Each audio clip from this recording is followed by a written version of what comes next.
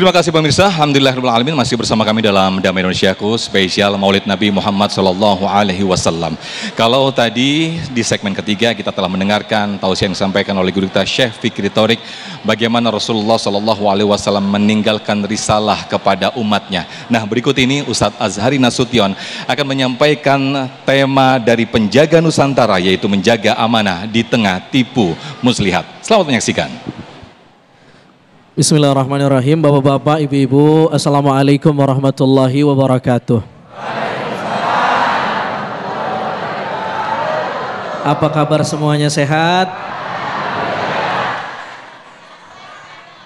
Guru-guru kita Habib Syahab, Syekh Fikri, Ustaz Zaki, waffaqakumullah bihusni taufiqihi. Mudah-mudahan semuanya sehat walafiat. Dan bapak-bapak, ibu-ibu juga. Hari ini kita temanya bagus sekali. Alhamdulillah Rabbil Alamin, Allahumma salli ala Sayyidina Muhammad wa ala ali Sayyidina Muhammad. Kita ingin meneladani Nabi Sallallahu Alaihi Wasallam lewat momen maulud Nabi Sallallahu Alaihi Wasallam. Kenapa kita mesti bermaulud? Salah satunya karena kita ingin mengcopy paste akhlak Nabi, meneladani akhlak Nabi Sallallahu Alaihi Wasallam.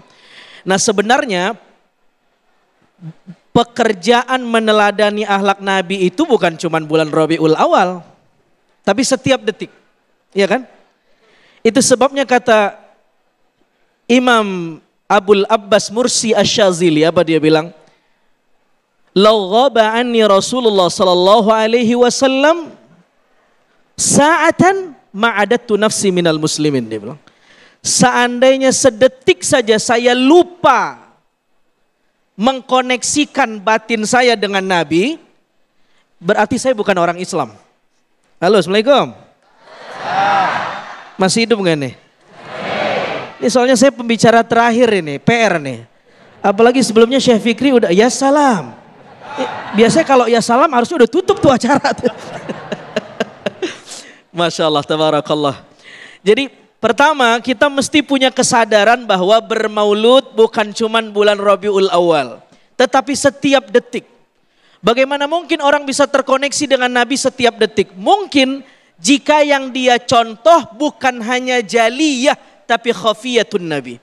Kata Imam Ibn Athaillah As-Sakandari, akhlak Nabi ini dibagi dua. Ada jaliyah, ada khafiyah. Ada gestur yang kelihatan, cara berpakaian, cara senyum, cara bersikap, itu yang eksteriornya, yang kelihatan. Tetapi ada yang batin, yang jeroan, yang di dalam itu, rohani Nabi SAW, yang khafiyah. Nah, ulama-ulama kita itu, mereka sampai mengatakan, sedetik saja saya tidak terhubung dengan Nabi, saya bukan orang Islam, karena yang mereka contoh bukan hanya yang zahirnya, bukan hanya cara berpakaian, bukan hanya cara cara berjanggut, bukan hanya eksteriornya, tetapi batinnya. Sehingga orang berdebat tentang bagaimana cara mengikut Nabi, isbal tidak isbal dan lain-lain, itu tidak substansi sebenarnya. Karena yang lebih substansi dari itu bagaimana kita bisa meneladani ruhani Nabi SAW, dan itu yang paling sulit. Nah, saya ingin hari ini bapak-bapak, ibu-ibu, kita sama-sama mentadaburi bagaimana kita meneladani Nabi, dan kita ingin memposisikan Nabi bukan hanya sebagai aspirasi tapi inspirasi. Apa bedanya? Kalau Nabi sebagai aspirasi itu momentum, sesaat, dan untuk kepentingan saja. Nabi sebagai aspirasi. Kalau sudah musim politik, orang rame-rame membawa Nabi agar Nabi menjadi aspirasi dalam politiknya. Itu aspirasi. Kita tidak ingin Nabi sebagai aspirasi. Ketika bulan Maulid orang rame bicara Nabi. Selesai Maulid Rabiul Awal, orang hilang bicara Nabi. Nah, kita ingin Nabi bukan sebagai aspirasi tapi inspirasi. Bahwa dia sumber nilai sallallahu alaihi wasallam, bahwa Nabi adalah sumber teladan dan sumber akhlak. Saya ingin mengcapture Nabi bagaimana gaya kepemimpinan Nabi Sallallahu Alaihi Wasallam yang mungkin kita juga perlu simak. Apa yang membuat Nabi menjadi tokoh yang dikagumi oleh kawan dan lawan? Bahkan Michael Hart menjadikan Nabi Sallallahu Alaihi Wasallam sebagai pemimpin nomor wahid sedunia dan sepanjang sejarah. Banyak variabelnya, salah satunya satu, Nabi Shallallahu Alaihi Wasallam itu menggunakan gaya kepemimpinan yang berkeadaban. Nabi menjunjung supremasi hukum. Satu ketika ada seorang perempuan yang bernama Fatimah Al-Makhzumiyah, seorang wanita yang berasal dari klan bangsa Quraisy yang konglomerat, mencuri satu barang, lalu ketahuan dan dilaporkan ke Nabi. Nah, karena tidak ingin dikisos, tidak ingin dihukum, maka kemudian orang-orang ramai mendatangi Usamah bin Zaid, orang terdekat Nabi. Apa motif politiknya? Ingin melobi Usamah agar Nabi tidak menjatuhkan hukuman kepada Fatimah Al-Makhzumiyah ini. Karena dia bangsa dari klan terhormat, wanita terpandang, darah biru. Kalau ketahuan nyolong, maka bukan hanya Fatimah yang rusak namanya, aib klannya cacat. Kira-kira begitu. Nabi dilobi. Bagaimana hukum tidak berjalan. Tapi Nabi bukan tipe pemimpin yang seperti itu. Nabi marah besar dan menjunjung supremasi hukum. Nabi mengatakan, "Lau anna Fatimah binta Muhammad saraqat laqata'tu yadaha." Jangankan Fatimah Makhzumiyah, seandainya Fatimah anak saya melakukan pencurian, meskipun itu tidak mungkin karena Nabi menggunakan kata lau di awal hadis, laqata'tu yadaha, saya akan potong tangannya. Menunjukkan betapa gaya kepemimpinan Nabi menjunjung supremasi hukum. Nah, kita hari ini ya berada di era krisis kepemimpinan dan moral. Kita berdoa mudah-mudahan para pemimpin kita dijaga oleh Allah dan dibimbing oleh Allah Subhanahu wa taala, dan menjadikan kepemimpinan para pemimpin kita menjadikan Nabi sebagai inspirasinya. Halo, Assalamualaikum. Lanjut kagak ini? Sampai jam berapa nih Bu nih? Hah?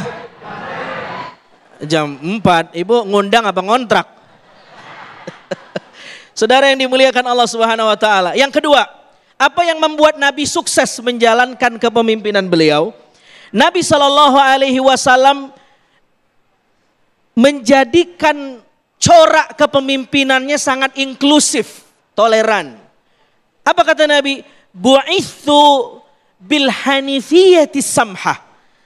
Aku diutus oleh Allah Subhanahu wa taala untuk menjadi nabi yang al-hanifiyah. Apa al-hanif itu? Membawa ajaran yang sejalan dengan fitrah manusia. As-samhah, yang inklusif, yang toleran. Ketika ingin adil, Nabi tidak lihat agamanya. Kalau salah, salah. Ada seorang Nasrani yang ngelapor ke Nabi karena hartanya dimalingin sama Abu Jahal. Abu Jahal musuh Nabi. Tetapi karena yang melapor bukan hanya karena Nabi tidak melihat ini kan Nasrani, ngapain saya bantu, meskipun yang menzalimi dia adalah musuh saya, tidak. Nabi mendatangi Abu Jahal dan mengadvokasi Nasrani ini yang beda agama, dan akhirnya harta yang diculik, yang dimaling itu kembali ke seorang Nasrani ini. Coba itu Pak. Mungkin kalau kita yang jadi pemimpinnya, tunggu dulu. Yang ngelapor musuh kita atau bukan? Seperahu sama kita atau bukan? Lihat dulu backgroundnya. Kalau dia adalah teman politik kita, gak apa-apa. Kalau dia rival, jangan. Tapi Nabi tidak. Nabi memberi contoh politik yang berkeadaban. Kepemimpinan yang berkeadaban. Bapak-bapak, ibu-ibu yang dimuliakan Allah Subhanahu wa taala. Karena itu menarik, dalam peristiwa prosesi hijrah Nabi ada satu orang yang turut andil mensukseskan, dan dia seorang non-muslim. Namanya Abdullah Uraikid. Dialah yang menunjukkan jalan Nabi dari Mekah ke Madinah. Karena Nabi melewati rute yang tidak umum.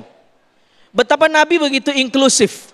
Dan lebih dari itu, Nabi punya akhlak yang tinggi, punya integritas yang tinggi, sehingga yang menghormati Nabi bukan hanya kawan tapi lawan. Mari kita mewarisi akhlak Nabi Shallallahu Alaihi Wasallam dalam hal apapun, lebih-lebih dalam hal kepemimpinan, dan mudah-mudahan Allah menjadikan negara kita negara yang baldah thayyibah wa rabbun ghafur, aman, sejahtera, solid, dan sama-sama kita berdoa mudah-mudahan pemimpin kita dijaga oleh Allah Subhanahu wa taala.